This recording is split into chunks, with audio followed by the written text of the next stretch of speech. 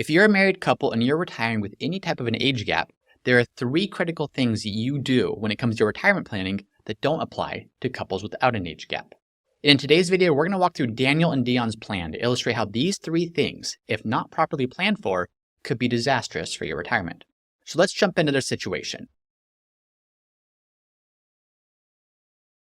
What you can see here is the net worth of Daniel and Dion, and what you can see right off the bat is they've done tremendously well. They've saved, they've invested. Now, as you're looking at these numbers, yes, look at the numbers, but don't get too caught up with the specifics.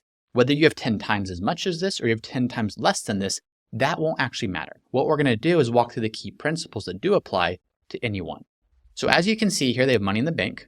They have investments. These investments are IRAs, 401ks, HSAs, brokerage accounts. They have a good mix of different types of investments. They have a couple properties, both their primary home as well as their vacation property. And they have mortgages on each of these properties. The planning point, one of the main planning points we're going to be looking at, is the age gap.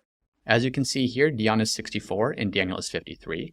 If we look at their goals, they want to retire when Dion is 69 years old.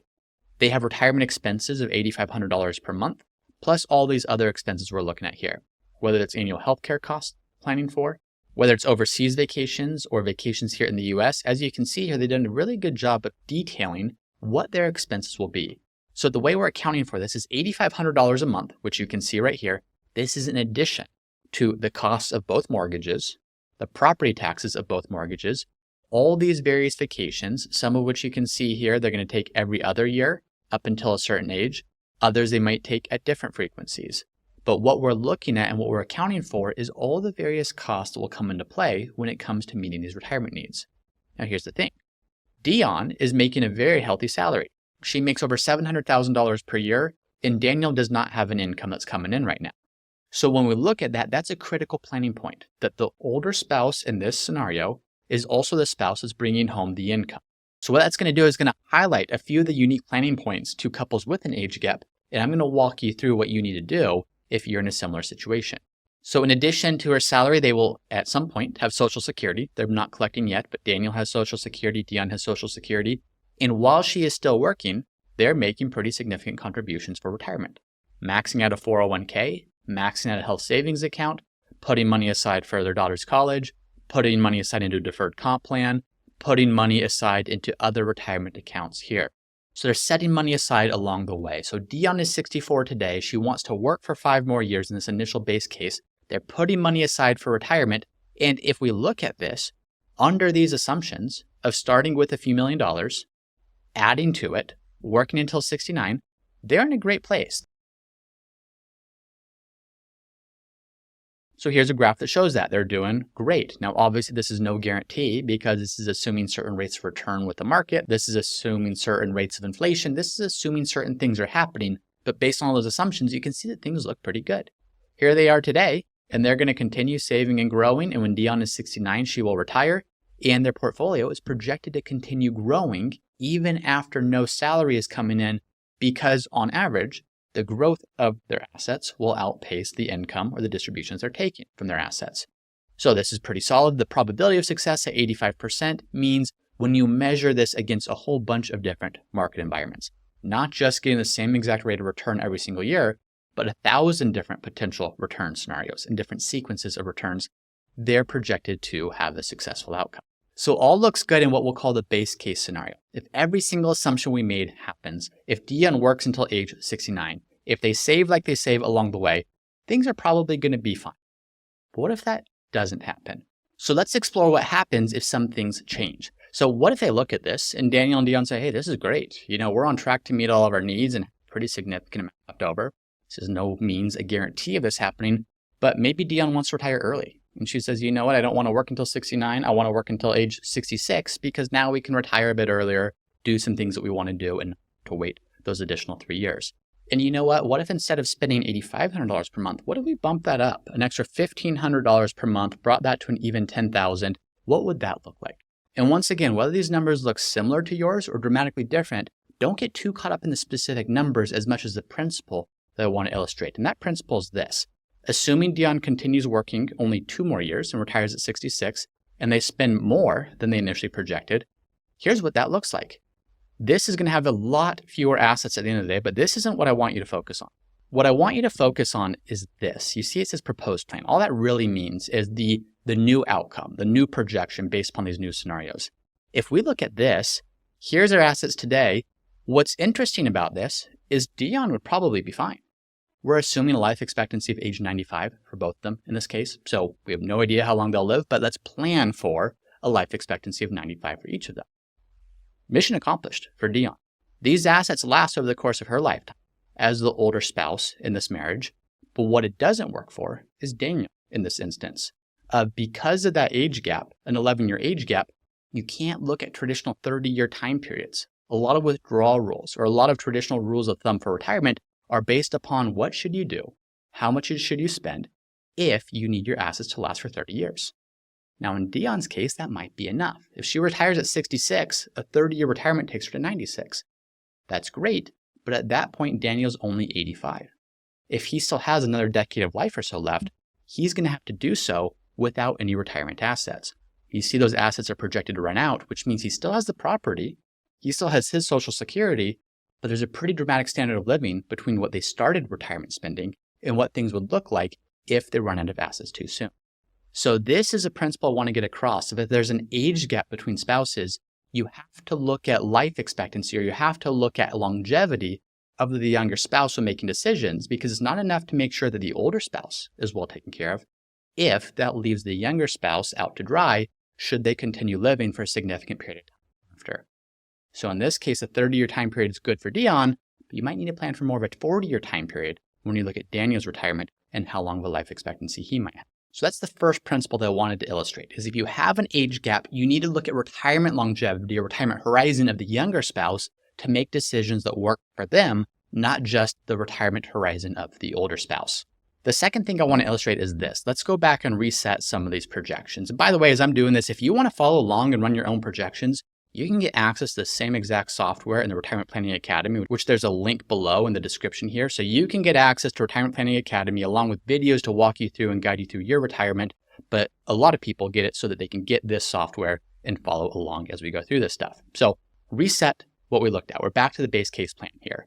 The second thing that you need to account for when there's a significant age gap, especially if the older spouse is also the spouse that's earning at least a majority of the income, or even in some cases, all of the income, like we're looking at here, what would be the impact of a premature death? So we're looking at Dion living to 95. She has a great long life expectancy. But what if that doesn't happen? What if something tragic happens and she passes today? And keep in mind, if she passes today, they have a healthy amount of income coming in from her job. They're saving a lot to 401ks, HSAs, brokerage accounts, etc. because of that income. All that goes away. So not only does it extend the lifetime of the retirement horizon of the younger spouse in this case, of now there's more years that they have to support themselves from a portfolio, but they have to do so with less in savings because that's 5 fewer years of saving to retirement accounts and having those accounts grow, and with less income to cover their expenses over the next few years.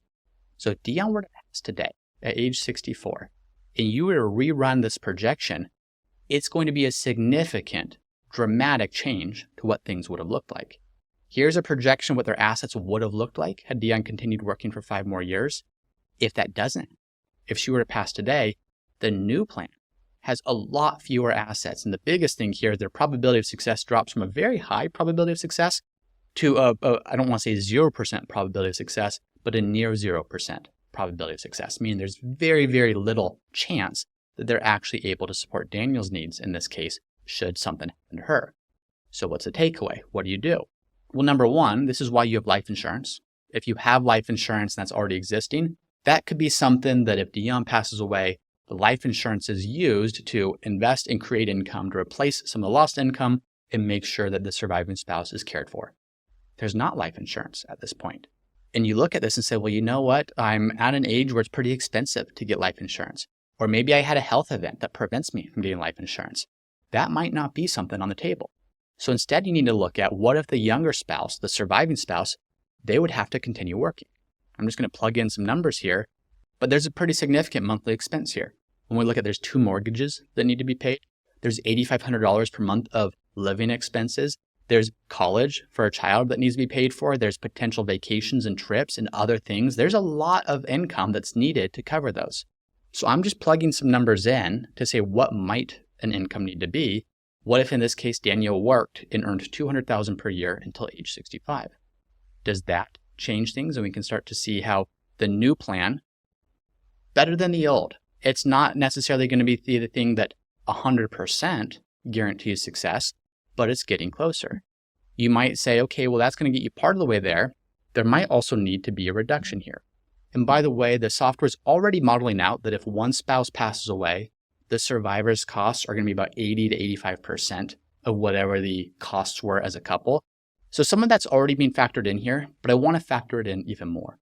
What if he shaves off $1,000 per month of living expenses if this were to happen? That makes a little bit of a dent here, but what you can start to see here is there's not one universal solution of what does a surviving spouse do, as much as having a plan and having some contingencies to say, what else could you do? In this case, what if he sold the vacation property immediately, which pays off a mortgage and also gives some extra cash to live on? Well, now you're starting to be in a position where the probability of success starts creeping back to where it's acceptable. So I don't know if this is something that's realistic to say, Daniel, could you go out and work for 7 more years and earn $200,000 per year? That's a pretty significant salary. But what is important is if you have an age gap and if you're planning for your retirement, you do need to ask yourself, what if? What if the older spouse, especially if that spouse is the breadwinner, what if they pass away? What happens then in terms of how does Social Security change? How does income change? How do expenses change? What needs to change with regards to your plan as you make decisions around all these things in order to put the surviving spouse in a position to still be okay? So that's the second thing that you need to take into account if you're retiring with a significant age gap is what's the impact of a death, a premature death, on the older spouse. So let's now look at the third major thing that if you are retiring with an age gap, you need to take into account, and that is the impact of a long-term care event. Now, here's the thing with long-term care. We think of it from the standpoint of one spouse going through it, and how do we provide the expenses or the care for that spouse, which is absolutely a planning point. But the big picture planning point is how do we care for the surviving spouse?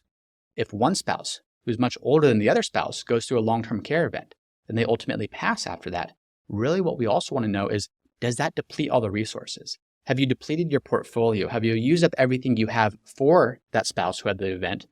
What happens to the surviving spouse? Do they still have resources and income and things to live on after that's all said and done? So let's take a look at that. Let's assume that as we look at this, Dion and Daniel say, you know what, this is great, but we don't want to delay the inevitable. We've got a high probability of success.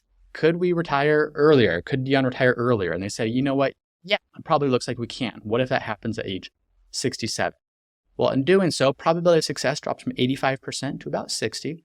Now, not necessarily saying this is something that you should do, but if they're okay with the risks and some of the things that they would need to do to potentially be okay or get back on track if there's a major market downturn, maybe they're fine with that. Then they might say, let's do this, and let's do it at Dion's age 67. So all looks good when we first look at this, but what happens if there is a long-term care event?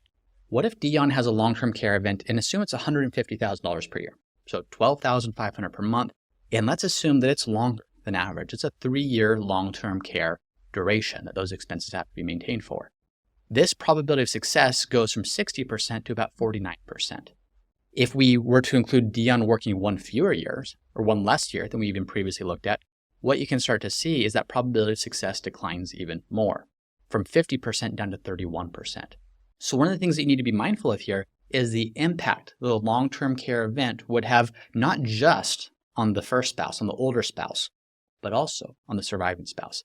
Because it's the surviving spouse that in this case could potentially have 10, 12 years left of life, assuming similar life expectancies. And if the portfolio has been drained, if the resources have been used, what's that next 10 years going to look like for the surviving spouse? So what can you do from a planning point? Well, what you can do is, of course, things like long-term care insurance. That's always an option.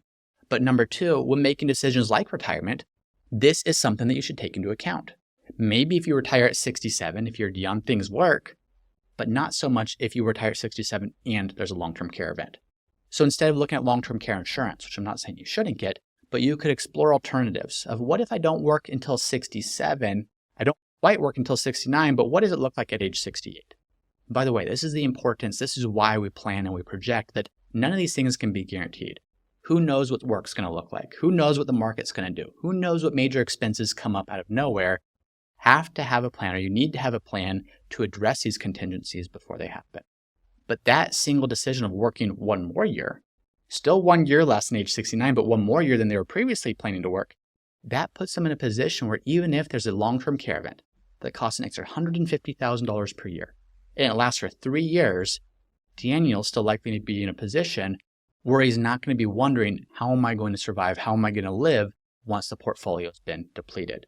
So that is something that's really significant for people to plan for. If you have an age gap, this becomes even more exaggerated or more pronounced in terms of its importance, because if both of you pass around the same time and one spouse has a long-term care event that depletes the resources, you maybe don't have as many resources to pass on to kids of the next generation, but that's not the end of the world. What is a major problem is when one spouse has a long-term care event and the surviving spouse is left wondering, what do I now do to provide for my needs for the rest of my life? So as we start to wrap this up, the one thing that I want to emphasize is the importance of running scenarios. Even as we're going through this for Daniel and Dion, this is only a handful of the many potential options that exist for them. There's things that you can look at, like exploring different social security strategies. What if you sell a property if something happens? What if you invest your portfolio differently? What if certain tax strategies help to mitigate some of these costs and prolong the lifetime of the portfolio? That's the importance of planning. That's the importance of having a strategy. But if you have an age gap and you're going into retirement, run these projections ahead of time. You don't know what life's going to throw at you, but you can be prepared for anything. You can be prepared for inflation. You can be prepared for a market downturn. You can be prepared for a long-term care event. You can be prepared for premature passing if you run the scenarios up front so that you have a contingency plan of, if this happens, here's what we need to do to adjust. And that is the importance and the power of planning. So I hope this is helpful to see these 3 principles, not just generally speaking, but as they relate to a specific person. So thanks for watching. That's it for next time. If you're enjoying these episodes, if you're enjoying these videos, please be sure to subscribe. Please be sure to leave a comment if this is something that's helpful so that we know to keep making videos like this. But thanks for watching. Root Financial has not provided any compensation for and has not influenced the content of any testimonials and endorsements shown. Any testimonials and endorsements shown have been invited, have been shared with each individual's permission, and are not necessarily representative of the experience of other clients. To our knowledge, no other conflicts of interest exist regarding these testimonials and endorsements. Once again, I'm James Knoll, founder of Root Financial, and if you're interested in seeing how we help our clients at Root Financial get the most out of life with their money, be sure to visit us at www.rootfinancialpartners.com.